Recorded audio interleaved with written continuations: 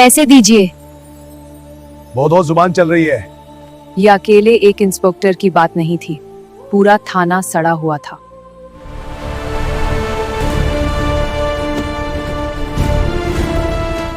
Sub inspector करण मल्होत्रा और SHO विजय चौहान को बुलाइए। पहचानते हो मुझे? मैं हूं इस जिले की कलेक्टर। गरीब महिला से मुफ्त सब्जियां, धमकी, रिश्वत, रिपोर्ट दर्ज करने के पैसे।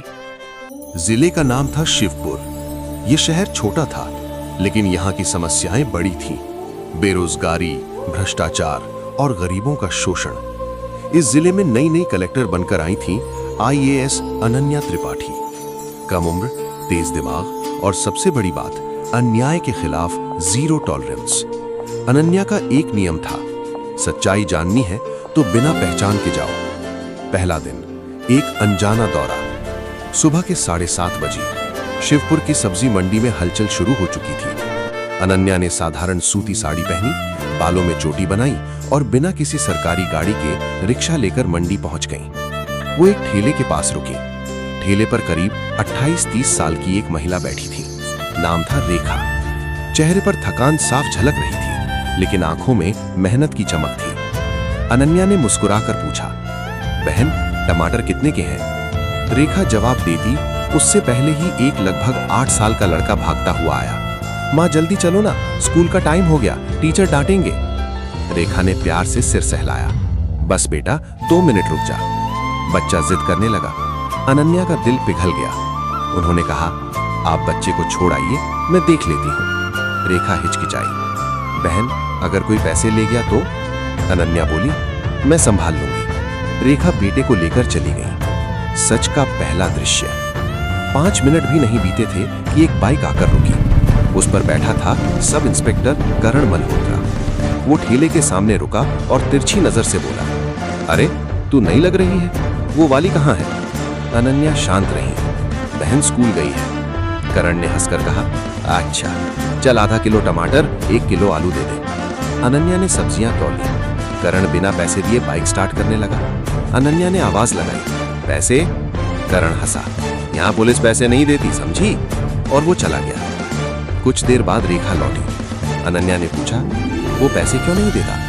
रेखा की आंखें झुक गई। मैडम, रोज ऐसे ही ले जाता है, कुछ कहो तो धमकी देता है। अनन्या के भीतर आग जल उठी। योजना। उस रात अनन्या ने कोई कार्रवाई नहीं की। वो समझना चाहती थी ये सिर्फ एक इंस्पेक्टर है या पूरा सिस्टम।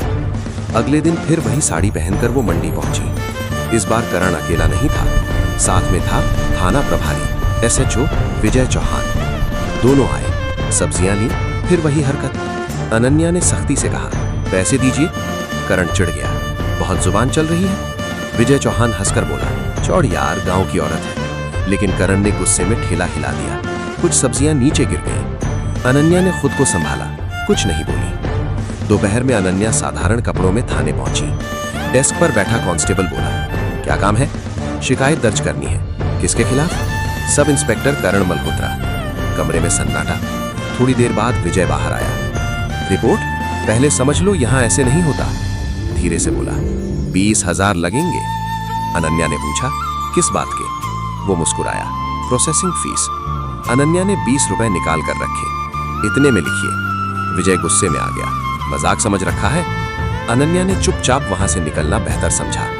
अब सब स्पष्ट था, ये अकेले एक इंस्पेक्टर की बात नहीं थी, पूरा थाना सड़ा हुआ था। तीसरे दिन सुबह 10 बजे थाने के बाहर अचानक कई सरकारी गाड़ियां रुकी। पूरे प्रोटोकॉल के साथ कलेक्टर अनन्या त्रिपाठी उतरी। पूरा स्टाफ हैरान। अंदर पहुंचते ही उन्होंने कहा, सब इंस्पेक्टर करण मल्होत्रा और एसएचओ विजय चौहान को बुलाइए। दोनों आए। अनन्या ने सीधे पूछा, पहचानते हो मुझे? दोनों चुप। उन्होंने अपना आईडी कार्ड टेबल पर रखा। मैं हूं इस जिले की कलेक्टर। रंग उड़ गया। अनन्या ने पूरी घटना बताई। गरीब महिला से मुफ्त सब्जियां, धमकी, रिश्वत, रिपोर्ट दर्ज करने के पैसे। खामोश।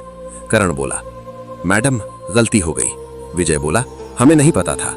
अनन्या ने सख्ती से कहा, गलती नहीं, अपराध। उन्होंने तत्काल निलंबन का आदेश दिया। विभागीय जांच बैठा दी गई। लेकिन कहानी यहीं खत्म नहीं हुई। शाम को अनन्या को सूचना मिली, करण ने रेखा को फिर धमकाया है। अब मामला गंभीर था। अनन्या ने सीधे एसपी को बुलाया।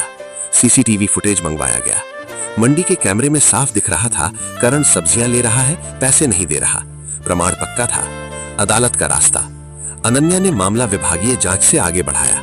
एफआईआर दर्ज हुई। आरोप पद का दुरुपयोग, धमकी, जबरन वसूली। शहर में खबर फैल गई। पहली बार लोगों ने देखा एक गरीब सब्जी वाली की शिकायत पर पुलिस अधिकारी के खिलाफ कार्रवाई। करीब 3 महीने बाद जांच पूरी हुई। करण और विजय दोनों बर्खास्त। कानूनी कार्रवाई जारी। थाने में नया प्रभारी आया, इंस्पेक्टर रवि देशमुख। पहले ही दिन उसने मंडी जाकर रेखा से सब्जियां खरीदी, पूरा पैसा दिया, रसीद ली। लोग हैरान थे। धीरे धीरे माहौल बदलने लगा। अब रिपोर्ट मुफ्त दर्ज होती, कोई चाय पानी नहीं। एक दिन अनन्या फिर मंडी गई, इस बार खुले रूप में। रेखा मुस्कुराते हुए बोली, मैडम अब डर नहीं लगता। उसका बेटा अब स्कूल में अव्वल आने लगा था। अनन्या ने बच्चे के सिर पर हाथ रखा। डर तब तक रहता है जब तक कोई खड़ा नहीं होता। दोस्तों, ये कहानी बताती है पद बड़ा हो या छोटा, अगर इंसान ईमानदार है तो सिस्टम बदल सकता है। वर्दी ताकत नहीं, जिम्मेदारी है, और जब जिम्मेदारी भूल जाती है तो कानून उसे याद दिलाता है।